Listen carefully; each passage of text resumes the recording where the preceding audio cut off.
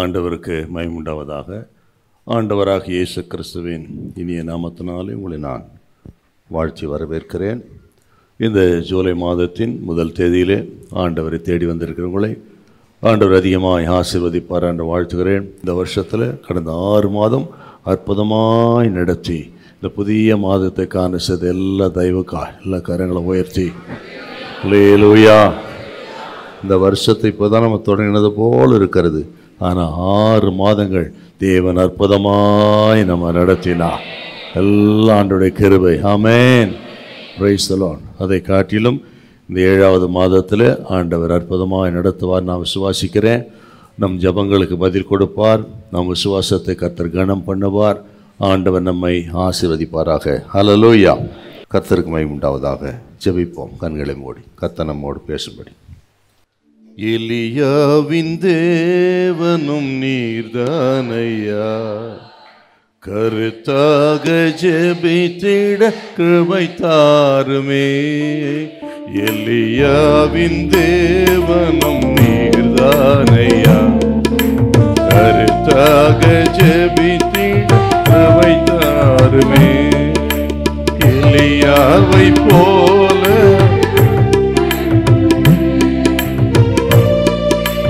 நின்றிட பலன் தாருமே.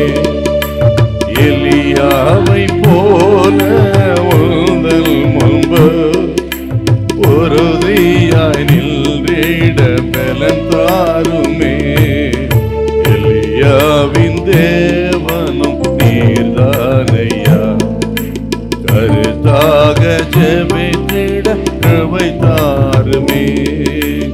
எலியாவின் தேவனும் நீர்தானையா, கருத்தாக ஜெபித்திட கிருபை தாருமே. பாகாலின் முள் உம்மை உயர்த்திடவே பலமான வல்லமை தாரும் ஐயா. நல்ல கைத்தடி பாடுவோம்.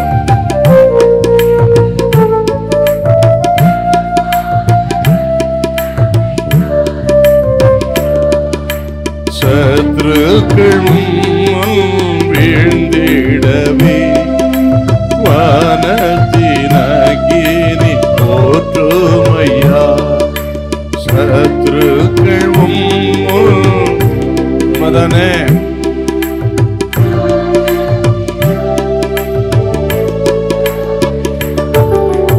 எலியாவின் தேவனும் நீர்தானையா, கருத்தாக ஜெபித்திட கிருபை தாருமே.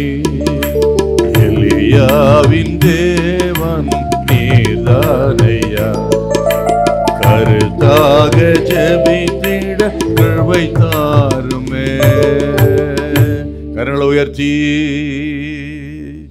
எலியாவின் தேவனும் நீர்தானையா, கருத்தாக ஜெபித்திட கிருபை தாருமே. பரிசுத்தமுள்ள நல்ல பிதாவே உமக்கு நன்றி செலுத்துகிறோம். எங்கள் ஆண்டவர் இயேசுவின் நாமத்தில் ஜெபிக்கிறோம். கர்த்தாவே எங்களோடு பேசும் சுவாமி. பரிசுத்தாவியானவரின் திருக்கரத்திலே அர்ப்பணிக்கிறோம். இயேசு கிறிஸ்துவின் மூலம் நல்ல பிதாவே, ஆமென். இந்த ஜூலை மாதத்தின் முதல் தேதியிலே நமது ஆண்டவருக்கு அநேக பெயர்கள் இருக்கிறது. நிறைய பெயர்கள் இருக்கிறது வேதாகமத்தில். விசேஷமாக 9 திருநாமங்கள் உண்டு. யெகோவா ஈரே, யெகோவா ஷாሎም, யெகோவா ஷம்மா அப்படின்னு 9 பிரதானமான திருநாமங்கள் உண்டு. அது இல்லாமல் தேவ மனிதர்கள் ஆண்டவருக்கு அவர்கள் சூட்டின பெயர்களும் நிறைய இருக்கிறது. ஆகாரை போல நீர் என்னை காண்கிற தேவன், கிதியோனை போல நீ சமாதானத்தின் தேவன் அப்படின்லாம் தேவ மனிதர்கள் ஆண்டவருக்கு சூட்டின பெயர்களும் உண்டு. அப்படிப்பட்ட அந்த திருநாமங்களிலே ஆண்டவர் குறித்து சொல்லப்பட்ட இன்னொரு நாமம் இருக்கிறது. இன்னொரு பெயர், அற்புதமான ஒரு பெயர் என்னன்னா, அவர் தயவுள்ள தேவன். அல்லேலூயா. அதுலேயும் இன்னொரு வசனம் இருக்கிறது. அதில் அவர் திரளான தயவுள்ள தேவன் அப்படி இருக்கு. அது இன்னும் ஆச்சரியமான விஷயம். த காட் ஆஃப் கிரேட் குட்னஸ் அப்படின்னு இருக்குது. அந்த இடத்தை கண்டு நம்ம அதை தியானிக்க போகிறோம். நான் ரொம்ப விசுவாசிக்கிறேன், இந்த மாதத்தில் அவருடைய தயவு நமக்கு மிக பெரியதாக இருக்கு. ஆமே. நமது பலன், நமது சாமர்த்தியம், நமது திறமை அல்ல, ஆண்டவருடைய தயவு இந்த மாதத்தில் அதிகமாக இருக்கும். ஏசாயா 63:7 வசனம். ஏசாயா 63:7 வசனம். கர்த்தர் எங்களுக்கு செய்தருளின எல்லாவற்றிற்கும் தக்கதாகவும் அவர் தம்முடைய இரக்கங்களின்படியும் தம்முடைய திரளான தயவுகளின்படியும் இஸ்ரவேல் வம்சத்துக்கு செய்த மகா நன்மைக்கு தக்கதாகவும் கர்த்தருடைய கிரியைகளையும் கர்த்தருடைய துதிகளையும் பிரஸ்தாபம் பண்ணுவேன். இதில் பார்த்தீங்கன்னா தம்முடைய திரளான தயவின்படி அப்படின்னு வருது. இப்போ ஆண்டவர் யாருன்னு கேட்டிங்கன்னா, நமக்கு திரளாய் தயவு பண்ணுகிற தேவன். இதை கேட்கும்போதே இருதயத்தில் எவ்வளோ சந்தோஷமாக இருக்கு பாருங்க, இல்லையா? ஏசாயா தீர்க்கதரிசி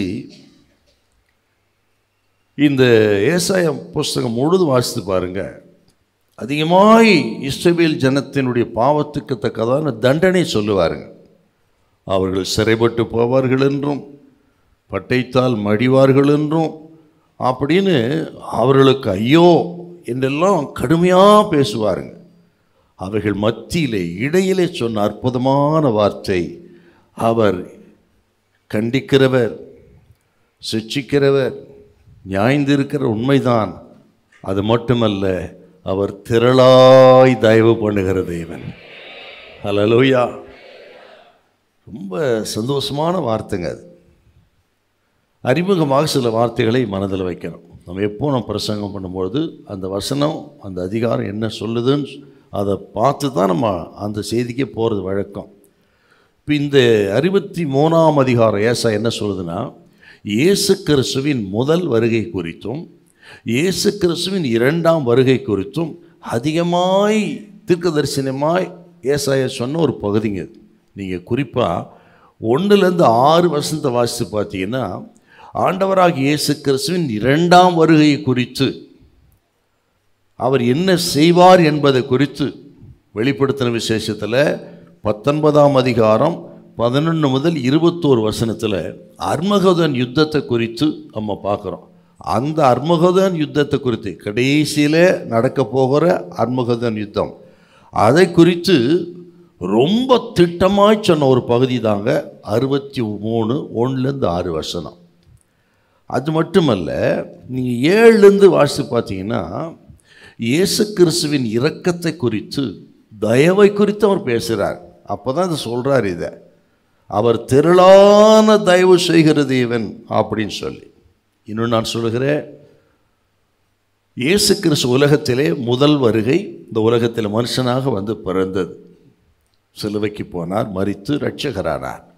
2ஆம் வருகை வரப்போகிறார், வந்து பாவிகளை நியாயம் தீர்த்து இந்த உலகத்திலே அவர்களோடு யுத்தம் பண்ணி நியாயம் தீர்த்து இந்த உலகத்துக்கு முடிவு உண்டு பண்ணி 1000 அரசாட்சிக்கு நம்மை அழைத்து செல்ல இருக்கிறார். இப்போ 2 விதமான வருகையும், இந்த 2 வருகையிலும் தான் நடு. முதல் வருகையிலே இரட்சகராக வந்து மரித்தார். 2ஆம் வருகையில் வரப்போகிறார், ஸ்தோத்திரம், பாவிகளோடு யுத்தம் பண்ண போகிறார். சுருக்கமாக இது எப்படி சொல்லலான்னா, முதல் வருகையிலே பாவிகளுக்காக ரத்தம் சிந்தினார், 2ஆம் வருகையிலே பாவிகள் ரத்தம் சிந்துவார்கள். புரியலையா உங்களுக்கு? முதல் வருகையிலே பாவிகளுக்காக இயேசு ரத்தம் சிந்தினார், நம்ம எல்லாம் ரட்சித்தார். 2ஆம் வருகையிலே கீழ்ப்படியாத, எதிர்த்து இருக்கிற, குணப்படாத அர்மகதோன் யுத்தத்தில் பாவிகள் ரத்தம் சிந்துவார்கள். அப்படி ஒரு யுத்தம் நடக்க போகிறது என்பதை ரொம்ப அழகாய் சொன்ன ஒரு பகுதி இந்த ஏசாயா 63ஆம் அதிகாரம். ஆகவே நமது தேவன் பயப்படத்தக்கவர், நீதி செய்கிறவர், சிட்சிக்கிறவர் மட்டுமல்ல, அவர் மிகுந்த திரளான தயவு செய்கிற தேவன். அல்லேலூயா. அப்படியே நீங்கள் சில வசனத்தை சொல்கிற வாசிக்க பார்க்கலாம். நம்ம ஆண்டவர் எப்படிப்பட்டவர், இந்த மாதத்திலே அப்படி நமக்கு தயவு செய்கிற தேவனாக இருப்பார். வாசிக்கலாமா? யாத்திராகம் 34:6. யாத்திராகம் 34:6. கர்த்தர் அவனுக்கு முன்பாக கடந்து போகிற போது அவர், கர்த்தர் கர்த்தர் இரக்கமும் கிருபையும் நீடிய சாந்தமும் மகாதயையும் சத்தியமும் உள்ள தேவன். கர்த்தர் இரக்கமும் கிருபையும் நீடிய சாந்தமும் மகா தயமுள்ள சத்தியமுள்ள தேவன். அல்லேலூயா. இன்னொரு வசனம் உபாகமம் 4:31. உபாகமம் 4:31. உன் தேவனாகிய கர்த்தர் இரக்கமுள்ள தேவனாய் இருக்கிறபடியால் அவர் உன்னை கைவிடவும் மாட்டார். அவர் இரக்கமுள்ள தேவன். கர்த்தர் சொல்ற வார்த்தை அப்படியே நீங்க விசுவாசிங்க. இந்த ஜூலை மாதத்திலே முதல் தேதியில கர்த்தர் சொல்ற வார்த்தை வாசிங்க மறுபடியும். உன் தேவனாகிய கர்த்தர் இரக்கமுள்ள தேவனாய் இருக்கிறார். அவர் உன்னை கைவிடவும் மாட்டார். அவர் உன்னை கைவிட மாட்டார். உன்னை அழிக்கவும் மாட்டார். உன்னை அழிக்க மாட்டார். பிதாக்களுக்கு தாம் ஆணையிட்டு கொடுத்த உடன்படிக்கையை மறக்க மாட்டார். ஹல்லேலூயா. கர்த்தர் சொல்றாருங்க, இந்த முதல் தேதியிலே ஆண்டவர் சொல்கிற வார்த்தை, அவர் உங்களை கைவிட மாட்டார், உங்களை அழிக்க மாட்டார், கொடுத்த உடன்படிக்கையை நிறைவேற்றுவார். ஹல்லேலூயா. ஒருவேளை பொருளாதாரத்தை நெருக்கப்பட்டு வந்திருக்கலாம், நீங்க வியாதி பலகீனத்தின் மத்தியிலே பலவிதமான சோதனைகள், வெட்கப்பட்டு விடுவோமோ என்று கலங்கி கூட வந்திருக்கலாம். கர்த்தர் சொல்லுகிறார், அவர் உங்களை கைவிட மாட்டார். பிரதர் சிஸ்டர், கர்த்தர் சொல்ற இந்த மாதத்தில் அவர் உங்களை கைவிட மாட்டார், உங்களை அழிவுக்கு ஒப்பு கொடுக்க மாட்டார். ஸ்தோத்திரம். உடன்படிக்கையை பாதுகாக்கிற தேவன். ஹல்லேலூயா. இன்னொரு வசனம் இருக்கு பாருங்க, யோவேல் 2:13 வசனம். ஆண்டவருடைய இந்த திருநாமத்தை சொல்ற இடங்கள்ல அற்புதமானவைகள். யோவேல் 2:13. நீங்கள் உங்கள் வஸ்திரங்களை அல்ல உங்கள் இருதயங்களை கிழித்து உங்கள் தேவனாகிய கர்த்தரிடத்தில் திரும்புங்கள். அவர் இரக்கமும் மன உருக்கமும் நீடிய சாந்தமும் மிகுந்த கிருபையும் உள்ளவர். அடே அப்பா, மிகுந்த கிருபை. அதுதான் திரளான தயவுள்ள தேவன் அப்படின்னு நம்ம தலைப்பு போட்டோம். அவர் மிகுந்த கிருபை உள்ள தேவன். அப்புறம் நெகேமியா ஒரு வார்த்தையை சொல்லுவார், இதோடு அது ரொம்ப நல்லா இருக்கும். இந்த கால நேரத்தில் ஆண்டோடைய ஜீவ வார்த்தையை தியானம் பண்ணுறது பெரிய பாக்கியம் நமக்கு. உலகம் உறங்கி கொண்டிருக்கிறது, ஆனால் தேவஜனம் ஜீவ வார்த்தையை தியானிக்க வந்திருப்பது பெரிய பாக்கியம் நமக்கு. ஹல்லேலூயா. இந்த கேம்பஸுக்குள்ள சத்தத்துக்கு அத்தனை பேரும் பாக்கியவான்கள், பாக்கியசாலிகள். ஹல்லேலூயா. Price the Lord. இப்போ வாசிக்க பார்க்கலாம். நெகேமியா 9:31 என்ன சொல்றாரு பாருங்க. ஆகிலும் உம்முடைய மிகுந்த இரக்கங்களின்படியே அவர்களை நிர்மூலமாக்காமலும் அவர்களை கைவிடாமலும் இருந்து கிருபையும் இரக்கமும் உள்ள தேவன். கிருபையும் இரக்கமும் உள்ள தேவன். ஹல்லேலூயா. அப்படின்னா நமது ஆண்டவர் எத்தனை இரக்கம், கிருபை, தயவு, திரளான தயவுள்ள தேவன் என்றால் இந்த மாதத்தில் அற்புதமாய் நடத்துவார். அப்படியே புதிய ஏற்பாட்டுக்கு வாங்க. புதிய ஏற்பாட்டில் பவுலடிகள் சொன்ன இன்னும் அற்புதமான ஒரு வார்த்தை இருக்கிறது. ரோமர் 2:4 வாசிங்களே. ரோமர் 2:4. தேவ தயவு நீ குணப்படும்படி உன்னை ஏவுகிறது என்று அறியாமல் அவருடைய தயவு பொறுமை நீடிய சாந்தம் இவைகளின் ஐஸ்வர்யத்தை அசட்டை பண்ணுகிறாயோ. இவ்வளவுதான் நம்ம திரும்ப திரும்ப திரும்ப ஆண்டவருக்கு விரோதமாக செயல்பட்டு காரியங்களை செய்தாலும், ஆனால் அவர் எப்படி இருக்கிறாரு பாருங்க. நீடிய சாந்தமும் தயவும் ஐஸ்வர்யம் உள்ளவராக இருக்கிறார். இப்போ அசட்டை பண்ணக்கூடாது. நம்ம வாலிப பிள்ளை கவனிக்கணும். ஆண்டவருடைய பொறுமையை அசட்டை பண்ணக்கூடாது. அசட்டை பண்ணாமல் உணர்வடைந்து மன்னிப்பு கேட்கணும். மன்னிப்பு கேட்டு உங்களை பரிசுத்தம் அடித்து கொள்ள வேண்டும். அப்பொழுது இந்த மாதத்திலே அவர் நமக்கு திரளான தயவுள்ள தேவனாக இருப்பார். Hallelujah. Amen. Praise the Lord. நிறைய சொல்லலாங்க. தயவு, ஆண்டோடைய தயவு நினைச்சா ஆச்சரியமாக இருக்கு. நான் இதை தியானிக்கும் போது ஒரு ஊழியக்காரர் சொன்ன சாட்சியின் நினைவுக்கு வந்தது. அவர் மதுரையில் ஊழி செய்கிறாருங்க. சௌராஷ்டிரா மக்கள் மத்தியில் ஊழி செய்கிறார். சௌராஷ்டிரா மக்கள் அவர்கள் மனம் திரும்பி ரட்சிக்கப்படுற சாதாரண விஷயம் கிடையாது. ஸ்ட்ராங் இந்து அவங்க. அந்த சௌராஷ்டிரா மக்கள் மத்தியிலேருந்து தான் முன்னாள் சினிமா பாடகர் TM சௌந்தரராஜன் அந்த இது சேர்ந்தவர் தாங்க அவர். அப்படி அந்த மக்கள், சௌராஷ்டிரா மக்கள், அவர்கள் மத்தியிலே ஒருத்தர் ரட்சிக்கப்பட்டு இன்றைக்கு மதுரையில் அந்த ஜனங்கள் மத்தியில் ஊழியம் செய்து அவர்கள் மத்தியில் ஒரு ஆலயத்தை கட்டியிருக்கிறார். அவருடைய மகன் சில நாட்கள் நமது ஆலயத்தில் இருந்து காருண்யாவில் ப்ரொஃபஸராக இருந்தார். அவங்க அப்பா அந்த சந்ததி எப்படி ரட்சிக்கப்பட்டு சொன்னார் ஒரு விஷயம். அதுதான் யோசித்து பார்க்குறேன். கர்த்தருடைய தயவு எத்தனை ஆச்சரியமானது. எப்படின்னா அவங்க வருஷந்தோறும் பழனி கோயிலுக்கு அவங்க வழக்கமாக குடும்பமாக போகிறது உண்டு. அங்கேருந்து மதுரை நடந்தே பழனி கோயிலுக்கு வருவாங்களாம். அப்படி புறப்பட்டு ரொம்ப கஷ்டப்பட்டு அதிகாலையிலே மேலே ஏறி சோத்திரம். ரொம்ப பண்டிகை சீசன், திரளான ஜனங்கள், ரொம்ப முடியாமல் நெருங்கி அந்த மூலஸ்தான்ற இடத்துக்கு போயிட்டாராம். அங்கே போகும்போது என்னென்னா, அங்கே அந்த டோக்கன் வாங்கணும். சாமி தரிசனம் செய்வதற்கு டோக்கன் வாங்கணும். அப்போது அந்த காலத்து ₹1 ஒரு டோக்கன் அப்படின்னு. இதுக்கு போக கிட்ட போயிட்டு இவருக்கு அந்த டோக்கன் வாங்குற நேரத்தில் பார்த்தா இவர் கையில் ₹1 இல்லைங்க. ₹1 இல்லை அவர் கையில். பணம் இல்லையோ அல்லது சில்லறை இல்லையோ தெரியல. ₹1 இல்லைங்க அவர் கையில். அப்போது இல்லை அப்படி வாங்கிறதுக்குள்ளே பார்த்தீங்கன்னா தள்ளே போ போ போ அப்படின்னு தள்ளியே விட்டுட்டானுங்க. அவர் வந்துட்டார். சாமியே பார்க்க முடியல அவரால். கீழே இறங்கும்போது யோசித்தார், அட சாமியை தரிசிக்கிறதுக்கு ₹1 இல்லைன்னா சாமியே தரிசனிக்க முடியாதா? அப்படி யோசிக்கும் பொழுது என்னைக்கோ யாரோ சொன்ன ஞாபகத்தை, நம்ம தெய்வத்தை தேடி போய் இத்தனை கஷ்டப்பட்டு போகிறோம், சாமியை தரிசிக்க முடியல, ₹1 இல்லை வந்துட்டோம். ஆனால் நம்மை தேடி ஒரு தெய்வம் பரலோகத்திலேருந்து அது பூலோகத்துக்கு வந்ததுன்னு சொல்கிறாங்களே. எந்த காசு பணம் இல்லாமலே நம்மை தேடி ரட்சிக்கிறார் இயேசு என்றால் அவர்தான் உண்மையானது அப்படின்னு அவர் ரட்சிக்கப்பட்டு குடும்பத்தை ரட்சிக்க இன்றைக்கு மதுரையில் சௌராஷ்டிரா மக்கள் மத்தியில் ஒரு நல்ல அழகான ஆலயத்தை வச்சு நடத்துகிறார். ₹1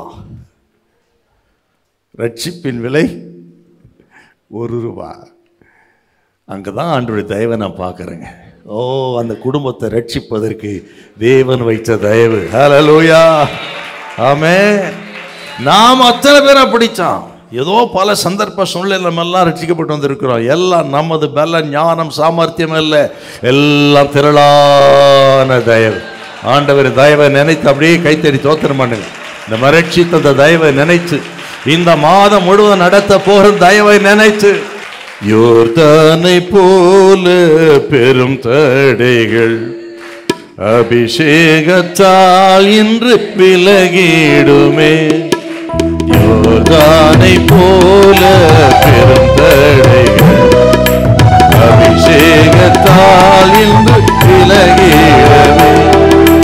அக்கினி அபிஷேகம் எப்பொழுது என் மீது ஊற்றிட வேண்டும் ஐயா.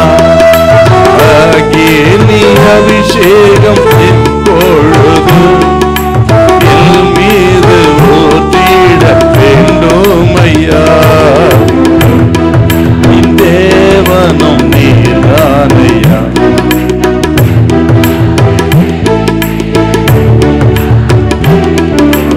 எலியாவின் தேவனும் நீர்தானையா. கருத்தாக ஜெபித்திட கருவை தாருமே.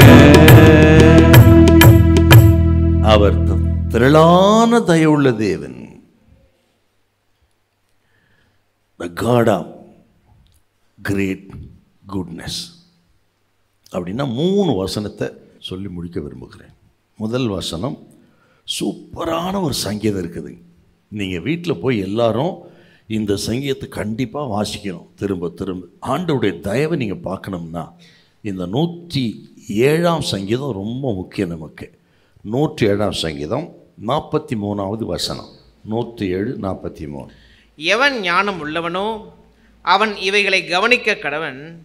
ஞானவான்கள் கர்த்தருடைய கிருபைகளை உணர்ந்து கொள்வார்கள். ஞானவான்கள் கர்த்தருடைய கிருபைகளை உணர்ந்து கொள்வார்கள். ஞானவான்கள் கர்த்தருடைய கிருபைகளை உணர்ந்து கொள்வார்கள். அப்படின்னா கர்த்தருடைய தயவை கவனியுங்கள் அப்படின்னு அர்த்தங்க. முதல் குறிப்பு, ஆண்டவருடைய தயவை கவனியுங்கள். Understand the Lord's goodness. Understand the Lord's goodness. தயவை கொஞ்சம் கவனிக்கணும்னா, கடந்த காலங்களிலே அவர் எப்படி நமக்கு தயவு பண்ணினார் என்பதை இந்த சங்கீதத்திலிருந்து பார்க்கலாம். நம்ம அதில் குறிப்பாக இதில் 4 முறை இந்த சங்கீதத்தில் அவர்கள் ஆண்டவர் நோக்கி கூப்பிட்டார்கள், ஆண்டவர் அவர்களுக்கு செவி கொடுத்தார் அப்படின்னு 4 இடத்துல திரும்ப திரும்ப வருங்க. ஆண்டவர் நோக்கி, ஆபத்திலே ஆண்டவர் நோக்கி கூப்பிட்டார்கள், கர்த்தர் சத்தத்தை கேட்டு அவர்களுக்கு இறங்கினார்னு 4 இடத்துல திரும்ப திரும்ப வரும். எந்தெந்த சூழ்நிலையிலே அவர் கூப்பிட்டார்கள், ஆண்டவர் எப்படி இறங்கினார் அப்படின்னு இந்த 4 வசனமும் சொல்லு. நான் ரொம்ப விசுவாசிக்கிற இந்த கால நேரத்தில் ஸ்தோத்திரம், கடந்த நாட்களிலே நாம் கூட அப்படி ஆண்டவர் நோக்கி கூப்பிட்டுருக்கிறோம். அவர் நமக்கு தயவு செய்திருக்கிறார். அதை நினைத்து ஆண்டவருக்கு நம்ம நன்றி செலுத்தணும். ஹல்லேலூயா. இந்த மாதம் ஆசீர்வாதமாக இருக்கணும்னா கடந்த மாதங்களிலே நடத்தினதை நினைத்து நம்ம ஸ்தோத்திரம் பண்ணணுங்க. ஆசீர்வதிப்பதற்கு காரணம் முதலில் நன்றி செலுத்தணும் ஆண்டவருக்கு நம்ம. ஆகவே 6 மாதம் எப்படி நடத்தினார் தயவை பார்த்தீங்கன்னா நன்றி செலுத்தாமல் இருக்கவே முடியாதுங்க. ஹல்லேலூயா. இப்போ முதல் விஷயம் 4 முதல் 9 வசனத்தை வாசித்து பார்த்தீங்கன்னா, ஸ்தோத்திரம், வனாந்தரத்தில் ஆகாரம் இல்லாமல் கூப்பிட்ட பொழுது ஸ்தோத்திரம் அவர்கள் சத்தத்துக்கு செவி கொடுத்தார். இப்போ நீங்க 6, 7 வசனத்தை வாசிக்கல. தங்கள் ஆபத்திலே கர்த்தரை நோக்கி கூப்பிட்டார்கள், அவர்கள் இக்கட்டுகளிலிருந்து அவர்களை விடுவித்தார். தாவரிக்கும் ஊருக்கு போய் சேர அவர்களை செவ்வையான வழியிலே நடத்தினார். அடுத்த வசனம் வாசி. தவணமுள்ள ஆத்துமாவை கர்த்தர் திருப்தியாக்கி பசியுள்ள ஆத்துமாவை நன்மையினால் நிரப்புகிறார் என்று அவருடைய கிருபையின் நிமித்தமும் மனுபுத்திரருக்கு அவர் செய்கிற அதிசயங்கள் நிமித்தமும் அவரை துதிப்பார்களாக. அப்போ வனாந்தரத்தில் இஸ்ரவேல் ஜனம் பசியினால் தாகத்தினால் அலைந்து திரிந்தார்கள். அவர்கள் 40 வருஷம் வனாந்தரத்தில் ஆகாரம் தண்ணீரினால் தவித்தார்கள். ஆகவே தான் சில நேரத்தில் முறுமுறுக்காங்க, இறைச்சி இல்லை, எனக்கு தண்ணீர் இல்லைன்னு. அப்படி அவர் தவித்த பொழுது ஆண்டவர் நோக்கி கூப்பிட்டார்கள். கூப்பிட்ட பொழுது கர்த்தர் அவர்களுக்கு கிருபையாய் வனாந்தரத்தில் இறங்கி வனாந்தரத்தில் தாகம் தீர்த்து ஆகாரத்தை கொடுத்து அவர்களை திருப்தியாய் நடத்தினார்னா அதுதாங்க கர்த்தருடைய தயவு.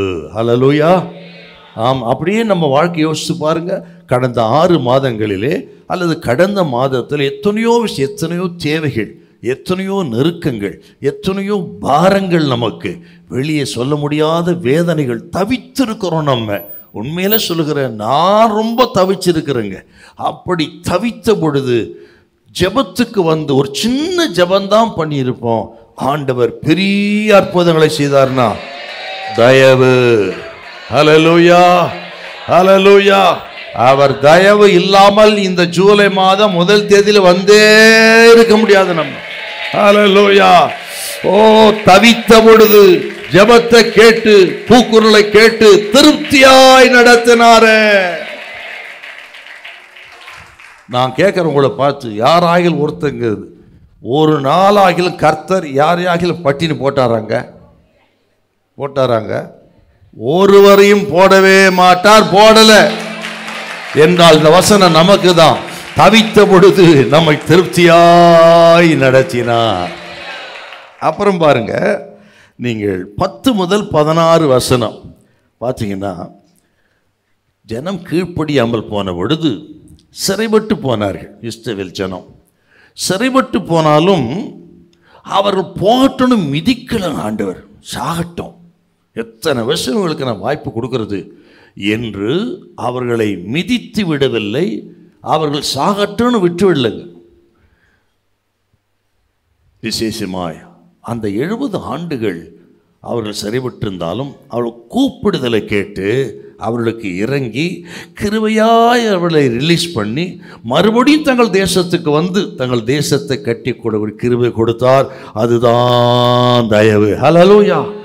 கடந்த நாட்களிலே நாம் எத்தனையோ விஷயங்களை சிறைப்பட்டிருப்போம்.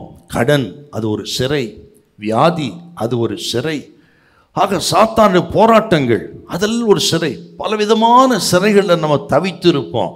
ஆனால் எல்லா சிறையில் இருந்தாலும் கூட அதில் நம்ம மாண்டு போகாதபடி சோத்திர ஏற்ற நேரத்தில் கைதூக்கி எடுத்து சிறையிருப்பை மாற்றி இங்கே கொண்டு வந்தார்னா அவர் தயவு. ஹல்லேலூயா. அந்த சிறையிருப்பை மாற்றினால்தான் நம்ம இங்கே வந்திருக்கிறோம். அதிகாலையில் இன்னும் நான் சொல்லுகிறேன், ஒருவேளை சில சிறையில் இன்னும் கூட இருக்கலாம். நீங்கள் ஒரு கடனாக இருக்கலாம், வியாதியாக இருக்கலாம், வெளியே சொல்ல முடியாத பிரச்சனையாக இருக்கலாம், சில மனிதர்களுக்கு அடிமைப்பட்டு கொண்டு இருக்கலாம். கர்த்தர் சொல்ல இந்த மாதத்தில் உங்களை அந்த அடிமைத்தனத்திலிருந்து கர்த்தர் ரிலீஸ் பண்ணுவாருங்க. இந்த மாதத்தில் கர்த்தர் உங்களை விடுதலையாக்குவார். ஹல்லேலூயா. ஆமென். அதில் ரொம்ப அற்புதமான வசனம் அடிக்கடி நம்ம யூஸ் பண்ணுவோம். இங்கேயும் வருதுங்க, வேற ஒருத்துல வருது, ஏசாயால வருது, இங்கேயும் வருது பாருங்க. 14:15. அந்தகாரத்திலும் மரண இருளிலும் இருந்து அவர்களை வெளிப்பட பண்ணி அவர்கள் கட்டுகளை அறுத்தார். கர்த்தர் வெண்கல கதவுகளை உடைத்தார். இருப்பு தாழ்பாள்களை முறித்தார். ஏசாயா 45:4 அதை நம்ம பார்க்கிறோம். அது இங்கேயும் வருது பாருங்க. அப்படி சிறைப்பட்ட ஜனத்தை விடுவிக்க அவர் செய்த கிரியை என்ன? வெண்கல கதவை உடைத்து இரும்பு தாழ்பாளை முறித்து அந்தகாரத்தில் கிடந்த ஜனத்தை வெளிப்பட பண்ணினார்னா தயவு. நான் விசுவாசிக்கிறேன், பரிசுத்தாவின் பலத்தில் விசுவாசிக்கிறேன். சோத்திரம். உங்களை விடுவிப்பதற்கு எதையும் உடைப்பார், எதையும் நொறுக்குவார். சோத்திரம். அந்தகாரத்தில் இருளில் இருக்கிற தேவ ஜனத்தை வெளிச்சத்துக்கு கொண்டு வருவார். எந்த மனுஷனையும் பிரகாசிப்பிக்கிற மெய்யான ஒளியாகி இயேசு இந்த மாதத்திலே நல்ல பிரகாசத்தை கொடுத்து வெளிச்சத்தை கொண்டு வர உன் இருளை வெளிச்சமாக்குவார். நல்ல தோத்திரமானுங்க. Thank you Holy Spirit. Thank you Holy Spirit. Thank you Holy Spirit. உன் அந்தகாரத்தை இருளை கர்த்தர் வெளிச்சமாக்குவார். அப்புறம் பார்த்தீங்கன்னா மூணாவது ஒரு இடத்துல வரு பாருங்க. நீங்கள் 17லேருந்து 22 வசனம் பார்த்தீங்கன்னா சிறையிலிருந்து மருத்துவமனைக்கு கொண்டு போனாராம். இது நம்மை குறித்தும் மற்ற ஜனங்களெல்லாம் குறித்து சொல்லப்பட்ட வார்த்தை, தீர்க்க தரிசனமாக சங்கீதக்காரர் சொன்னதுங்க. சிறையிலிருந்து மருத்துவமனைக்கு, அப்படின்னா வியாதிப்பட்டு கிடக்கிற ஜனத்தை வியாதியிலிருந்து விடுதலையாக்கி நல்ல சுகம் கொடுத்து அவர்களை உயர்த்தினார் என்பது 100% அவர் தயவு. ஹல்லேலூயா. அதுதான் 17லேருந்து 22 வசனம் என்றார். நம்புங்க, விசுவாசிப்போம். இந்த முதல் தேதியில் எப்பேற்பட்ட வியாதியிலிருந்தும் கர்த்தர் நம்மை விடுவித்து அற்புதமான சுகத்து கொடுக்க கர்த்தர் வல்லவராய் இருக்கிறார். Hallelujah. Amen. Praise the Lord. நாலாவது இடம் பார்த்தீங்கன்னா 23லேருந்து 32 வசனத்தில் அங்கே என்ன சொல்ல, தரையிலே பாதுகாக்கிறது எளிதான விஷயம்தான். ஆபத்தில் சிக்கிக்கொண்டால் தரையிலே பாதுகாக்கிறது எளிதான விஷயம். ஆனால் கர்த்தர் என்ன செய்கிறாரா, ஆக வெள்ளங்கள் மத்தியிலே சமுத்திரத்தின் மத்தியிலே சூறாவளியிலே சிக்கியிருந்தாலும் அவர்களை தப்புவித்து தயவு செய்கிறார். ஹல்லேலூயா. ஆமென். அருமையான ஒரு வார்த்தை பாருங்க. ஒருவேளை சூறாவளியில் சிக்கினது போல உங்கள் படகு இருக்கலாம், உங்கள் வீடு இருக்கலாம். ஒரு சூறாவளியில் சிக்கின படகை போல தத்தளித்து கொடுக்கிறார். இந்த படகு கரை போய் சேருமா, எனக்கும் வாழ்வு உண்டா என்று கூட நீங்கள் கலங்கி வந்திருக்கலாம். யாருக்கு சரி, யார் எப்படி இருக்குங்க. ஆனால் கர்த்தர் உங்களோடு பேசுகிறாருங்க. சூறாவளியில் சிக்கின படகை போல் இருந்தாலும் ஆண்டவர் இயேசு சொல்லுகிறார் இன்றைக்கு, அவர் எழுந்து நின்று காற்றை பார்த்து கடலை பார்த்து இறையாதே அமைதலாயிரு என்று சொல்லும் பொழுது காற்றும் கடலும் பெட்டி பாம்பு போல அடங்கினது. படகில மிகுந்த சமாதானம் உண்டானது போல உங்கள் குடும்பத்திலே மிகுந்த சமாதானத்தை இயேசு கட்டளிடுவார். அதுதான் ஒரு தயவு. ஹல்லேலூயா. உண்மைதானே? அப்படியே விசுவாசிங்க. நிச்சயமாய் சொல்கிறேன், உங்கள் சூறாவளி அடங்கி போகும், உங்கள் காற்று அடங்கி போகும். ஸ்தோத்திரம். மிகுந்த அமைதலை தேவன் தருவார். ஹல்லேலூயா. அப்படியே அந்த அதிகாரம் அந்த சங்கீதம் முழு வாசித்து பாரு. 33 கடைசி வரையில் வாசிங்கன்னா, வனாந்தரத்தை அழகான தோட்டமாய் மாற்றுகிறார், மிருகஜீவன் ஆகாரம் கொடுத்து பெருக பண்ணுகிறார், திருப்தியாய் நடத்துகிறார். ஓ, இந்த சங்கீதம் என்ன பியூட்டிஃபுல் சாம்பா இருக்குது இல்லைங்களா? வனாந்தரத்தை அழகான தோட்டமாய் மாற்றுவார்னா, வாலிப பிள்ளைகளுக்கு நான் சொல்லுகிறேன், ஒருவேளை இன்றைக்கும் சூழ்நிலை, குடும்ப சூழ்நிலை வனாந்தரமாக இருக்கலாம், பயப்படாதீங்க. தயவுள்ள தேவன் சொல்லுகிறார், அந்த வனாந்தரத்தை அழகான தோட்டமாய் மாற்றுவார். உனக்கு ஒரு குடும்பத்தை ஏற்படுத்தி உன் குடும்பம் அழகான நீர்ப்பாய்ச்சன தோட்டத்தை போல வற்றாத நீரற்று போல இருக்கும். இந்த மாதத்தில் எல்லாரும் கத்த சொல்கிறார், உங்களை திருப்தியாய் கத்த நடத்துவார். என் ஜனங்கள் நான் அளிக்கும் நன்மையினால் திருப்தி ஆவார். திருப்தியா நடத்து. விசுவாசிக்கிறீங்களா? விசுவாசிக்கிறீங்களா? அவர் திரளான தயவுள்ள தேவன். ஒரு சகோதரர் ஒரு நாள் சாட்சி சொன்னாருங்க. அது எனக்கு ரொம்ப ஆச்சரியமாக இருந்தது. என்னென்னா, பாஸ்டர், இந்த சபைக்கு நான் வர்றதுக்கு முன்பு எங்கள் குடும்பத்தை பார்த்தீங்கன்னா 4 உடைஞ்சி கிடந்தது பாஸ்டர். நான் ஒரு பக்கம், என் சகோதரன் ஒரு பக்கம், அம்மா ஒரு பக்கம், அப்பா ஒரு பக்கம். எங்களுக்குள்ளே நாங்கள் பேசிக்கவே மாட்டோம். எனக்கு நினைவு தெரிஞ்சிலேருந்து எங்கள் அப்பா அம்மா பேசுனதே நான் பார்க்கல. எப்படி இருக்கும் பாருங்க. எந்த பாஸ்டரும் எங்கள் வீட்டுக்கு வந்ததில்லை, நீங்கள் தான் வந்திருக்கீங்க. அதுவும் எங்கள் அப்பா எந்த பாஸ்டர்கிட்ட போய் ஜெபம் பண்ணதும் இல்லை, அவருக்கு காணிக்க கொடுத்ததும் இல்லை. எங்கள் அப்பா வந்து ஜெபம் பண்ணி காணிக்க கொடுத்தது நீங்கள் ஒருத்தர் தான் பாஸ்டர். அல்லேலூயா. அதில் இருந்து அவர் சொன்ன சாட்சி, எங்கள் குடும்பத்தில் நல்ல ஐக்கியத்தை கத்த உண்டு பண்ணினார். எனக்கு நல்ல வேலை கொடுத்தார், தம்பிக்கு வேலை கொடுத்தார், கல்யாணமாகி நல்ல குழந்தை கொடுத்தார். எங்கள் வீடு ஒரு தோட்டம் போல் இருக்குது சார். நாங்கள் தயவு. ஹல்லேலூயா. ஆமென். அந்த நாமத்துக்கு அவ்வளோ தயவுள்ளவர், எங்கள் நாமத்துக்கு அவ்வளோ அற்புதம் இருக்குது. ஆக இந்த முதல் தேதியில் அப்படி விசுவாசிங்க, அவர் தயவு செய்கிற தேவன். ஹல்லேலூயா. உம் நாமம் சொல்ல சொல்ல உள்ளம் மகிழுதையா, என் வாழ்வில் மெல்ல மெல்ல உம் இன்பம் பெருகுதையா. உம் நாமம் சொல்ல சொல்ல என் உள்ளம் மகிழுதையா, என் வாழ்வில் மெல்ல மெல்ல உம் இன்பம் பெருகுதையா. உம் நாமம் சொல்ல சொல்ல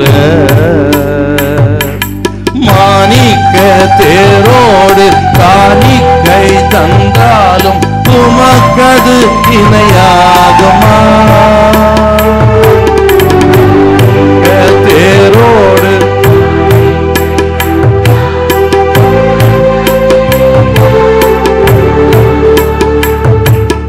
உலகமே வந்தாலும் உறவுகள் நின்றாலும் உமக்கது ஈடாகுமா?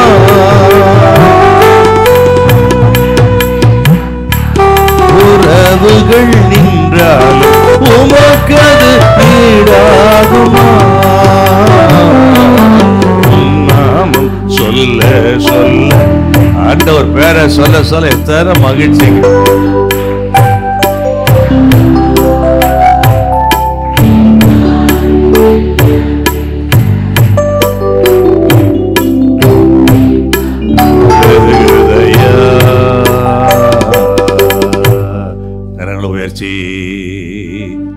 உம் நாமம் சொல்ல சொல்ல என் உள்ளம் மகிழுதையா, என் வாழ்வில் மெல்ல மெல்ல உம் இன்பம் பெருகுதையா.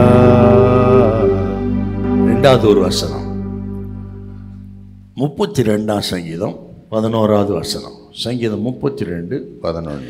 நீதிமான்களே, கர்த்தருக்குள் மகிழ்ந்து களி கூறுங்கள், செம்மையான இருதயம் உள்ளவர்களே, நீங்கள் எல்லாரும் ஆனந்த முழக்கமிடுங்கள்.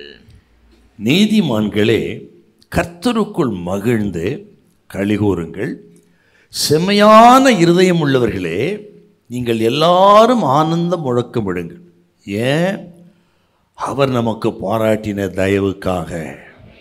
அதுதான் அதுக்கு முந்தைய எல்லா வசனமும் தாவீதின் சங்கீதம். ஏன் இப்படி தாவீது சொல்கிறாருன்னா, தாவீது கர்த்தருக்கு விரோதமாக தேவ சித்தத்தை மீறி பாவம் செய்தார்.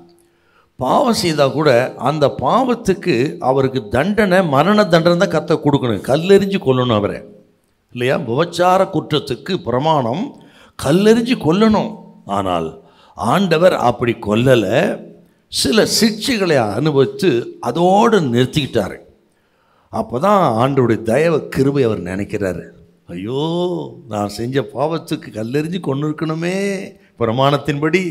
ஆனாலும் ஆண்டவரே, என்னை தயவாய் மன்னித்து எனக்கு ஜீவனை கொடுத்து மறுபடியும் ராஜாவாக இருக்கும்படி செஞ்சிட.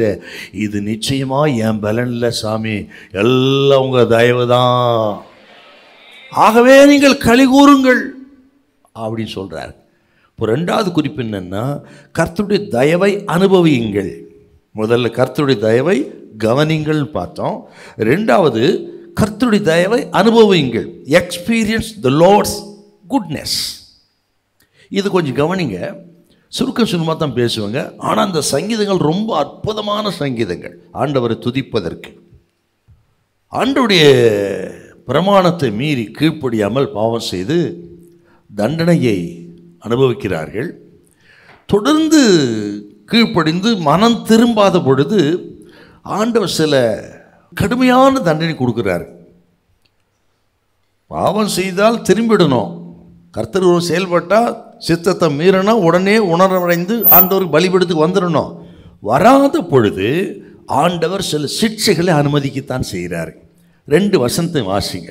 அங்கே சொல்கிறார் பாருங்க, ஏன் நம்ம வாழ்க்கையில் இதெல்லாம் நடக்குது யோசிக்கணும். எல்லாருமே ஏதோ வாக்குத்தத்தம் வாங்க ஆசீர்வாதத்தோடு போகணும்னு நினைக்கக்கூடாது. இந்த மாதம் முதல் தேதியில் ஏன் நமக்கு காரியம் வாய்க்கலை, ஏன் அந்த பிரச்சனைகள், ஏன் இப்படி கண்ணீர் கவலையோடு இருக்கிறோம், ஒரு தற்பரிசோதனை வேணும் நமக்கு. சொல்கிறார் பாருங்க, எரேமியா 25ஆம் அதிகாரம் 10வது வசனம். இந்த ஜனம் கீழ்ப்படியாத பொழுது கர்த்தர் என்ன பண்ணுறான்னு சொல்கிறாருங்க. எரேமியா 25:10. மகிழ்ச்சியின் சத்தத்தையும், மகிழ்ச்சியின் சத்தத்தையும், சந்தோஷத்தின் சத்தத்தையும், சந்தோஷத்தின் சத்தத்தையும், மணவாளனின் சத்தத்தையும், மணவாளனின் சத்தத்தையும், மணவாட்டியின் சத்தத்தையும், மணவாட்டின் சத்தத்தையும், இயந்திரத்தின் சத்தத்தையும், இயந்திரத்தின் சத்தத்தையும், விளக்கின் வெளிச்சத்தையும் அவர்களிலிருந்து நீங்க பண்ணுவேன் என்று கர்த்தர் சொல்லுகிறார். எல்லாத்துக்கும் ஒரு ஆவிக்குரிய அர்த்தம் இருக்குதுங்க. மகிழ்ச்சியின் சந்தோஷத்தை எடுத்து விடுவேன். அப்போ மனம் திரும்பாத பொழுது, தொடர்ந்து தன் போக்கிலே போகும் பொழுது முதல்ல செய்கிறது சந்தோஷம், சமாதானத்தை எடுக்கிறார். மணவாளன் சத்தம், மணவாட்டி சத்தம் கேட்கறது இல்லைன்னா கல்யாண காட்சி நடக்காது, நல்ல காரியம் நடக்காது, நான் உன்னை ஆசீர்வதிக்க மாட்டேன் அப்படின்னு அர்த்தங்க. இயந்திரத்தின் சத்தம் கேட்க மாட்டேன்னா உன் பிஸ்னஸை நான் ஆசீர்வதிக்க மாட்டேன். இயந்திரன்னா தொழில் இல்லையா, பிஸ்னஸ். ஆக அவன் தொழிலை, பிஸ்னஸை நான் ஆசீர்வதிக்க மாட்டேன் அப்படி சொல்கிறாருங்க. விளக்கின் வெளிச்சமே இருக்காது, ஆனால் வாழ்க்கையில் வெளிச்சமே இருக்காது உனக்கு அப்படின்னு சொல்கிறாரு. இப்போ நம்ம மனம் திரும்பாத பொழுது இதெல்லாம் நடக்கும். யாராக இருக்கட்டும், ஊழியக்காரராக இருக்கட்டுங்க, விசுவாசியார், எல்லாருக்கும் இதே தான் பிரமாணம் தான். ஆக தேவ சித்தத்துக்கு மீறினாலும் மனம் திரும்பாமல் இருதயத்தை கடினப்படுத்தா இதுதான் நடக்கும். இதே எரேமியா அவருடைய இன்னொரு புஸ்தகம் புலம்பல், அதில் என்ன சொல்கிறார் பாரு. புலம்பல் 5ஆம் அதிகாரம் 15வது வசனம். எங்கள் இருதயத்தின் கலிகூறுதல் ஒழிந்து போயிற்று, எங்கள் சந்தோஷம் துக்கமாய் மாறிற்று. எங்கள் இருதயத்தின் கலிகூறுதல் ஒழிந்து போயிற்று, சந்தோஷம் துக்கமாக போயிடுச்சா. இருந்த சந்தோஷம் துக்கமாக போயிடுச்சா. ஏன்? பலிபீடத்துக்கு வரல, மனம் திரும்பலை. விளைவு எவ்வளோதான் நீங்கள் படித்தாலும் சரிங்க, திறமை இருந்தாலும் சரி, மனம் திரும்புதல் அந்த இடத்துக்கு வரலன்னா இதெல்லாம் எடுத்துருவார். அதையும் மனசில் வைக்கணும். நீங்கள் பேசிக் ஆண்டவர் நம்மை ஆசீர்வதிக்கிறதுக்கு திரும்பணுங்க. தாவீதான் சொல்கிறது 32ஆம் சங்கீதம். அவர் பாவம் செய்த பொழுது என்ன நடந்துச்சுன்னு சொல்கிறது தான் அப்படி சொல்லிட்டு, மனம் திரும்பின பொழுது என்ன நடக்குன்னு தான் கடைசியாக சொல்லி முடிக்கிறார். அப்படி என்ன கர்த்தருடைய பிள்ளைகள் இது உணர்வு. ஆண்டோடைய தயவு நமக்கு வரணும்னா, தயவு நமக்கு பெருகணும்னா இந்த நாளிலே பலிபீடத்துக்கு வந்து எல்லாவற்றையும் ஒப்பு கொடுத்து ஒரு சின்ன மனம் திரும்புதலுக்கு, ஒரு உண்மையான மனம் திரும்புதலுக்கு, ஒரு ஆழமான சுத்திகரிப்புக்கு, ஒரு ஆனஸ்ட் கன்ஃபெஷனுக்கு நீங்கள் திரும்பிவிட்டா இந்த மாதம் உங்களுக்கு அற்புதமான மாதமா இருக்கும். அவருடைய தயவை அனுபவிப்பீர்கள். விசுவாசிக்கிறீங்களா? ஒரு சின்ன பாட்டு பாடுவேன், அப்போ யாருக்கும் ஒன்றும் சொல்ல அவசியம் இல்லை. கர்த்தர் ஏவதனா சொல்கிறேன், உங்களை எந்தெந்த விஷயத்தில் ஒருவேளை தவறி இருக்கலாம், பலகீனப்பட்டிருக்கலாம், இதுவரை இருதயத்தை கடினப்படுத்தி பலிபீடத்துக்கு வராமல் இருக்கலாம், பாவ அறிக்கை செய்யாமல் இருக்கலாம். இன்றைக்கு உண்மையாக ஒரு ரியல் ஒரு கன்வெர்ஷனுக்குள்ளே வாங்க. ஸ்தோத்திரம். இந்த பாடலை பாடும் பொழுதே வெளியே சொல்லணும் அவசியம் இல்லை, மனதளவில் ஆமாம் ஆண்டவரே அப்படி சொல்லுங்க. இப்போ நம்ம வாசித்த வசனத்துக்கு நேர்மாறாக நடக்கும். ஸ்தோத்திரம். இழந்த சந்தோஷத்தை திரும்ப கர்த்தர் தருவார். இழந்த மனவாளின் சத்தத்தை திரும்ப கேட்க பண்ணுவார். மனவாட்டின் சத்தத்தை திரும்ப கேட்க பண்ணுவார். இழந்த இயந்திரத்தின் சத்தத்தை திரும்ப கேட்க பண்ணுவார். ஹல்லேலூயா. விசுவாசிக்கிறீங்களா? எத்தனை பேர் விசுவாசிக்கிறீங்க? ஹல்லேலூயா. மன்னாசையில் நான் மயங்கியே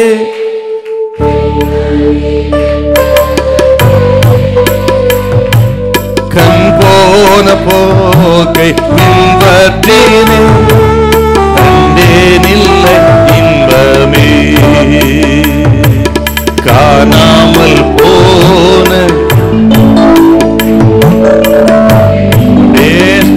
இருதயத்திலே திருமணம்.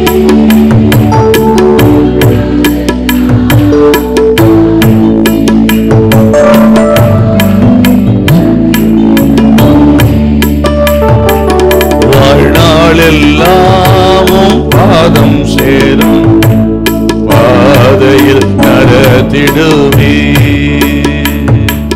குயவனே. ஆண்டவரே, ரத்தம் இறங்கி வரட்டும் சாமி. ரத்தத்தால கழுவி சுத்தம் பண்ணுங்கப்பா. எங்கள் இருதய கடினம், பின்மாற்றம் எல்லாவற்றையும் மன்னித்து ரத்தத்தால கழுவும். தயவு தயவு தயவு.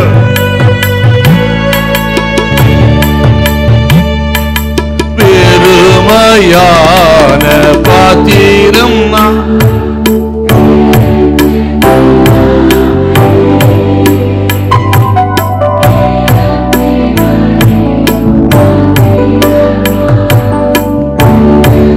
செய்திடுமே.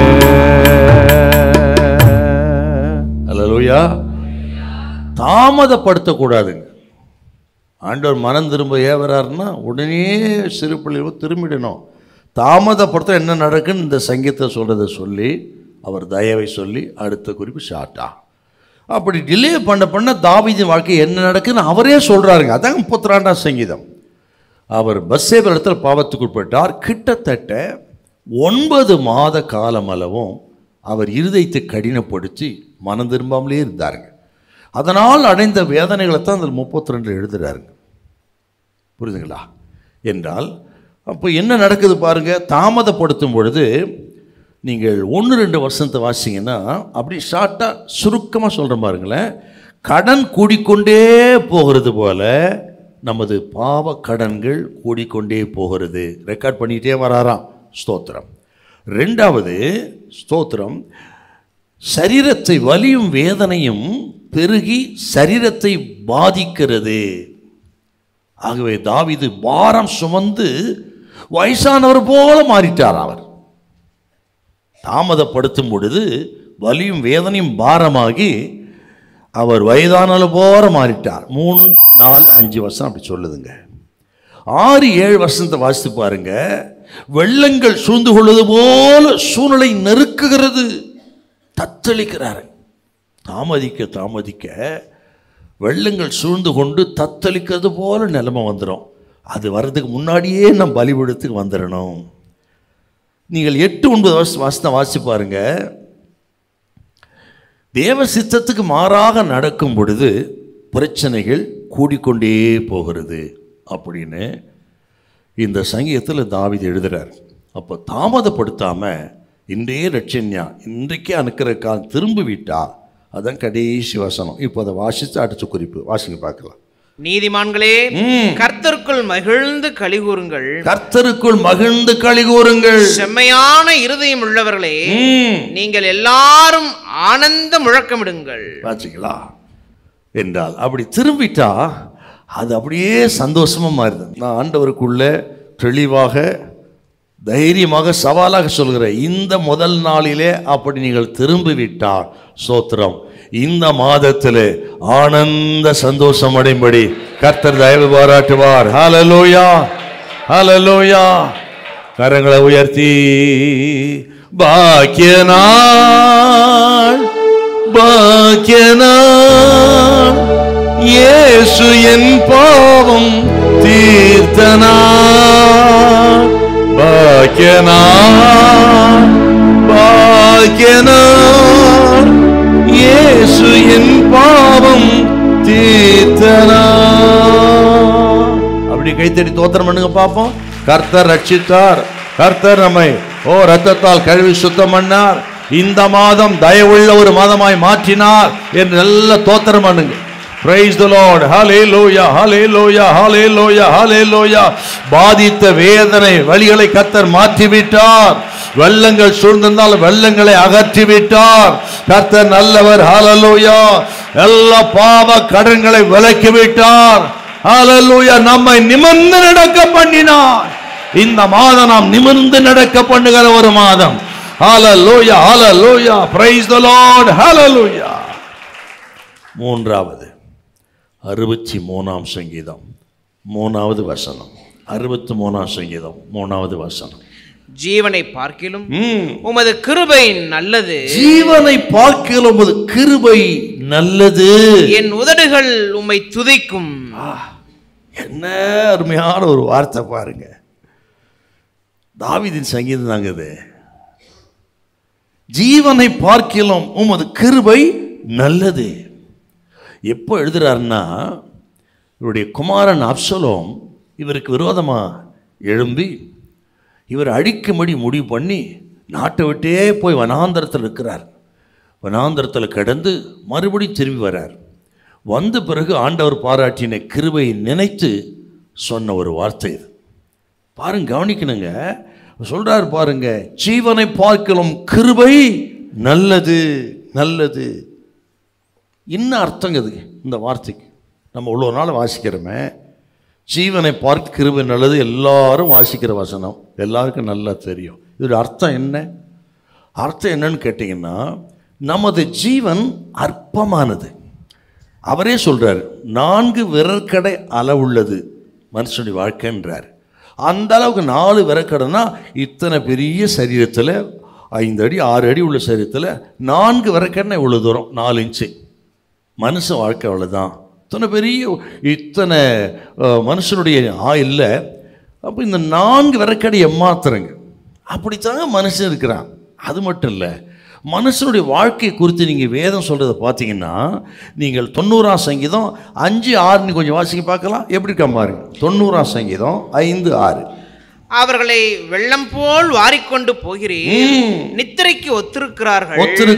காலையிலே முளைக்கிற புல்லுக்கு ஒப்பாயிருக்கிறார்கள். காலையில முளைக்கிற புல்லுக்கு ஒப்பாயிருக்கிறார்கள். அது காலையிலே முளைத்து பூத்து மாலையிலே அறுப்புண்டு உலர்ந்து போகும். 103ஆம் சங்கீதம் 15 கூட அது இருக்குது. அப்படி ரெஃபரன்ஸாக வச்சுக்கிடுங்க. அப்போ மனுஷனுடைய ஆயுசு நாட்கள் காலையில் முளைச்சு மாலையில் உலர்ந்து போகிற மனுஷ ஆயுசு. அந்த புல்லை போல இருக்குதான் மனுஷனுடைய ஆயுசு. இப்படி ஒரு அற்பமாய் தோன்றுகிறது தான் மனுஷனுடைய ஜீவன். ஜீவனை பார்க்கிலும் அப்போ கிருபை எப்படிப்பட்டது? இந்த பூக்களை பார்த்தீங்கன்னா பருவ காலத்துக்கு தான் சில பூக்கள்லாம் தோன்றும். இந்த பருவத்துக்கு வந்ததுன்னா இதோடு அழிஞ்சு போயிருங்க. அடுத்த பருவம் 6 மாதமோ 3 மாதமோ. அப்படித்தான் மனுஷனுடைய ஆயுசு நாட்கள். அது காலத்துக்கு தோன்றி மறையக்கூடியது, அற்பமானது. ஆனால் கிருபை எவ்வளோ பெரிதாம். ஜீவனை பார்க்கலாம் கிருபை நல்லதுன்னா கிருபை என்றென்றைக்கும் இருக்கும். ஹல்லேலூயா. மனுஷன் வந்து போகவா, ராஜாக்கள் வந்து போவார்கள், காலங்கள் தோன்றி மறையும், உலகங்கள் மறையும். ஆனால் ஆண்டவரின் கிருபை என்றென்றைக்கும் இருக்கிறது. ஹல்லேலூயா. கிருபை மாறாது, தயவு மாறாது. ஹல்லேலூயா. கிருபையும் சத்தியம் ஒன்று சந்திக்கும். ஹல்லேலூயா.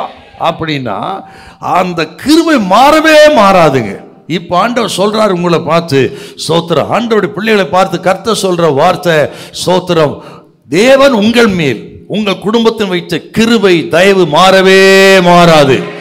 உங்களையும் வழிநடத்தக்கூடிய கிருபை, உங்கள் பிள்ளைகளை வழிநடத்தக்கூடிய கிருபை, உங்கள் பேர பிள்ளைகளை சந்ததி வழிநடத்த கிருபை, உங்கள் மேல் இருக்கிற கிருபை வழி வழியாய் உன் சந்ததியை நடத்தும்.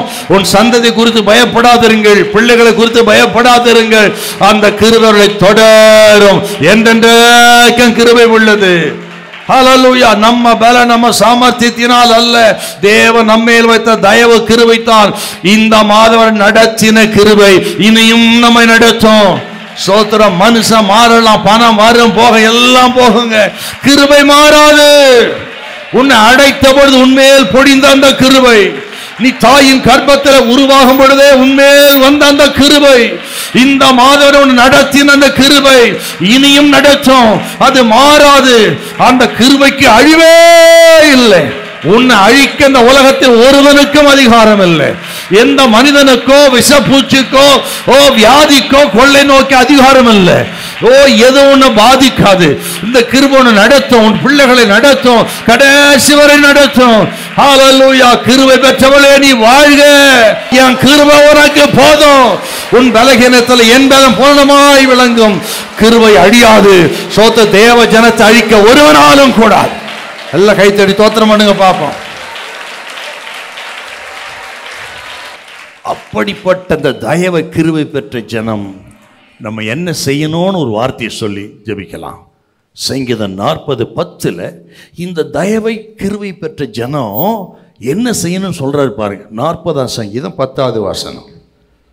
உம்முடைய நீதியை நான் என் இருதயத்திற்குள் மறைத்து வைக்கவில்லை. உமது சத்தியத்தையும் உமது ரட்சிப்பையும் சொல்லி இருக்கிறேன். உமது கிருபையையும் உமது உண்மையையும் மகா சபைக்கு அறிவியாதபடிக்கு நான் ஒழித்து வைக்கவில்லை. அப்படின்னா ஆண்டவருடைய தயவை நீங்கள் அறிவியுங்கள். 3வது குறிப்புங்க. proclaim the Lord's goodness. ஆண்டவர் நமக்கு பாராட்டின தயவை அடக்காதீங்க. 2 விஷயத்தில் அதை நான் புரக்கம் பண்ணலாம். நம்ம ஒன்று, தவறாமல் ஆராதனைக்கு வரணும். 6 நாள் நடத்துனீங்களே சுவாமி, சுகம் தந்து பலன் தந்து வழி நடத்துனீங்களே, உமக்கு கோடான கோடி ஸ்தோத்திரம். நன்றி செலுத்துவது தான் தயவை அறிவிப்பது. ஒவ்வொரு மாதம் முதல் தேதி இங்கே வரோம்னா எதுக்கு வருகிறோம்? ஆண்டவரே, கடந்த ஜூன் மாதம் முழுவதும் என்ன நடத்தினீங்கப்பா, உங்கள் கிருபை பெரியது சுவாமி என்று நாம் அறிவிக்கிறோம். 2வது, கர்த்தர் உங்களுக்கு செய்த நன்மையை கிருபையை 4 பேருக்கு சாட்சியாக சொல்கிறது. இது 2வது. இப்படித்தான் தேவனுடைய தயவை நாம் அறிவிக்க வேண்டும். அதை தான் தாவீது சொல்கிறாருங்க. ஆக நன்மை பெற்ற ஜனம் 4 பேருக்கு அதை சொல்லி அவர்களை வழிநடத்த வேண்டும். ஆகவே தான் கர்த்தருடைய தயவை அறிவியுங்கள். இதை நீங்கள் எடுத்துக்கிட்டு அவர் தயவுக்காக தோத்திரம் பண்ணுங்க. தயவை 4 பேருக்கு சொல்லுங்க. இந்த மாதம் ஆசீர்வாதமாக இருக்கும். ஹல்லேலூயா. தயவை நினைத்து சொல்லும்போது ஒரு சின்ன ஒரு இல்லுஸ்ட்ரேஷன் சொல்லி நம்ம ஜெபிக்கலாம். ஜான் நியூட்டனை குறித்து நமக்கு தெரியும். நல்ல ஒரு யுவாசிய கிரேட்டஸ்ட் போயிட்டுங்க. அவர் ஏராளம் ஆயிரக்கணக்கான பாடல் எழுதினவர் ஜான் நியூட்டன். அந்த ஜான் நியூட்டன் ரொம்ப வருஷம் ஆண்டவர் எவ்வளோ தண்டனை கொடுத்தும் ரட்சிக்கப்படாமலே இருந்தாருங்க. இப்போ ஒரு நாள் அவர் பாராட்டின தயவை நினைக்கிறாரு. எத்தனையோ விஷயம் திரும்ப திரும்ப கர்த்தர் எத்தனையோ தயவு பாராட்டிகிட்டே இருப்பாருங்க. எத்தனையோ ஆபத்தில் இருந்தெல்லாம். ஆனால் உணர்வடையாமல் இருந்திருக்கிறார். ஒரு நாள் ரட்சிக்கப்பட்ட பிறகு அவருடைய வாழ்க்கையில் நடந்த தயவுகளில் ஒன்று சொல்கிறார். என்னென்னா, அவர் ஒரு இராணுவத்தில் இருந்தார். இராணுவத்தில் கொஞ்ச நாள் வேலை செஞ்சார். இப்போ இராணுவத்தில் இருக்கும் பொழுது யுத்த காலத்தில் யுத்தத்தின் அந்த போர் முனையில் நிற்கிறார். யுத்தத்தில் துப்பாக்கி வச்சுக்கிட்டு அங்கே நிற்கிறார். அப்படி இருக்கும் பொழுது அவருக்கு ஏதோ ஒரு சின்ன தேவைன்னு சொல்லி அந்த ஸ்தானத்தில் இன்னொருத்தனை கொண்டு நிறுத்துறார். இன்னொரு சோல்ஜரை கொண்டு நிறுத்திட்டு, நான் வந்துடுறேன் என் ஸ்தானத்துலன்னு சொல்லிட்டு போன அடுத்த செகண்டு எதிரி போட்ட குண்டில் அவன் இறந்துட்டான். இவர் யாரை போய் நிறுத்தினாரோ அவன் குண்டடி போட்டு அதே இடத்துல, இவர் இருக்க வேண்டிய இடத்துல, இவர் நிறுத்தின இடத்துல இவருக்கு பதிலாக அவன் செத்துட்டாங்க. அவர் சொல்கிறாரு, ஒரு நிமிஷம் தாமதித்திருந்தால் ஐயோ என் ஜீவனே போயிருக்கோம், நான் எந்த நன்மையும் செய்யலை, ஆனால் கர்த்தனை காப்பாற்றினார்னா தயவு. அதுதான் நம்ம வாழ்க்கை. ஹல்லேலூயா. அவர் தயவை நினைத்தால் துதிக்காமல் இருக்கவே முடியாதுங்க. நமக்காக நம் ஸ்தானத்திலே மரித்த ஆண்டவர் இயேசுவின் தயவு தான் நாமெல்லாம் நிற்கிறோம். ஹல்லேலூயா. நாம் மரிக்க வேண்டியவர்கள், நாம் சாக வேண்டியவர்கள், ஆனால் நம் ஸ்தானத்தில் நமக்காக அவர் சிலுவையிலே நின்றார், அவர் ஜீவனை கொடுத்தார். அந்த புண்ணியத்தில் தயவில் நாம் வாழ்ந்து கொண்டிருக்கிறோன்னா அவருக்கு எத்தனை நன்றி சொல்லணுங்க. ஹல்லேலூயா. ஓகே, எழுந்திருக்கலாம்.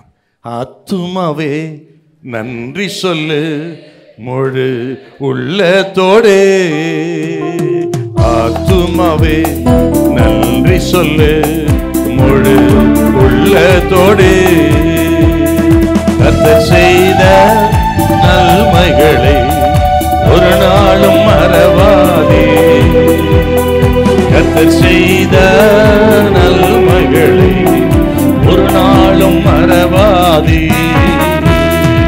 ஆத்துமாவே கை தட்டி பாடுவோம்.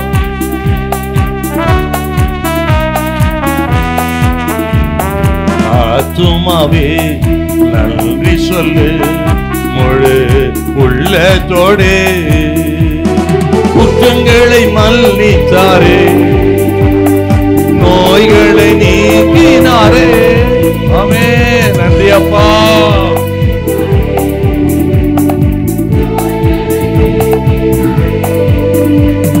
படுகொழியினின்று மீட்டாரே, ஜீவனை மீட்டாரே.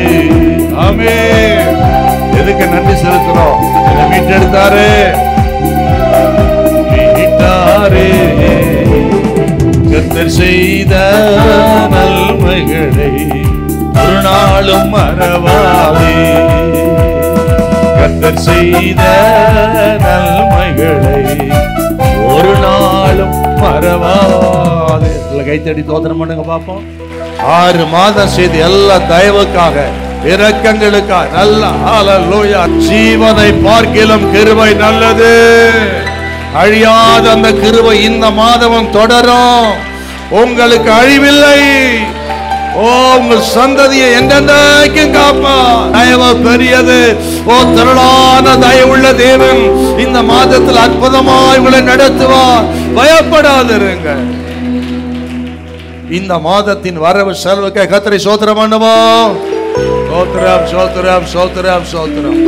நல்ல சுகம், பலன், ஆரோக்கியத்துக்கு கர்த்தரை ஸ்தோத்திரம் பண்ணுவோம். ஸ்தோத்திரம், ஸ்தோத்திரம், ஸ்தோத்திரம். வேலை வருமானங்களுக்காக கர்த்தரை ஸ்தோத்திரம் பண்ணுவோம். ஸ்தோத்திரம், ஸ்தோத்திரம், ஸ்தோத்திரம். கர்த்தர் கொடுத்த நல்ல ஊழியங்களுக்காக கர்த்தரை ஸ்தோத்திரம் பண்ணுவோம். ஸ்தோத்திரம், ஸ்தோத்திரம். எல்லா நாள்பட்ட வியாதி எல்லாம் கர்த்தர் மாற்றினான் விசுவாசி கர்த்தரை ஸ்தோத்திரம் பண்ணுவோம். பொருளாதாரத்தில் திருப்தியை கொடுத்தான் விசுவாசி கர்த்தரை ஸ்தோத்திரம் பண்ணுவோம். படிக்கிற பிள்ளைகளுக்கு நல்ல படிப்பு, அறிவு, ஞானத்தை, படிப்பிலே ஒரு தேர்ச்சி கொடுத்த ஸ்தோத்திரம் பண்ணுவோம்.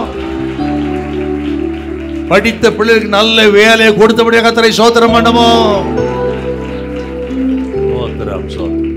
பரிசுத்தம் உள்ள நல்ல பிதாவே உமக்கு நன்றி செலுத்துகிறோம். திரளான தயவுள்ள தேவன் அப்படின்னு நாங்கள் பார்த்தோம் சுவாமி. அப்படி இந்த மாதத்திலும் உமது தயவு, உமது கிருபை, இறக்கம் எங்களுக்கு தொடரட்டும்ப்பா. எங்களுடைய பலகீனத்தை நீ பார்த்தால் யார் நிற்க முடியும் சுவாமி? ஆண்டவர் எல்லாம் உங்க கிருபைப்பா. தொடர்ந்து இந்த மாதம் அந்த கிருபைகளை தாங்கட்டும், நடத்தட்டும் என்று ஜெபிக்கிறோம். உமது பிள்ளைகளின் பொருளாதாரத்தை ஆசீர்வதியும், சரீரத்துக்கு நல்ல சுகம், பலன், ஆரோக்கியத்தை அருளும் கர்த்தாவே. வேலை வருமானங்களை ஆசீர்வதியும், ஊழியத்தை ஆசீர்வதியும். படிக்கிற பிள்ளைகள் நல்ல படிப்பு, அறிவு, ஞானத்தை தாரோம். வேலை இல்லாத மக்களுக்கு நல்ல சிறப்பான வேலை கொடுத்தவர்களை ஆசீர்வதியும். கர்த்தர் உன்னை எல்லா தீங்குக்கு விலக்கி காப்பாரு. மனதார வாழ்த்தி ஆசீர்வதிக்கிறேன் இயேசு கிறிஸ்துவின் மூலம் நல்ல பிதாவே. என் ஆத்துமாவே சோத்திரி.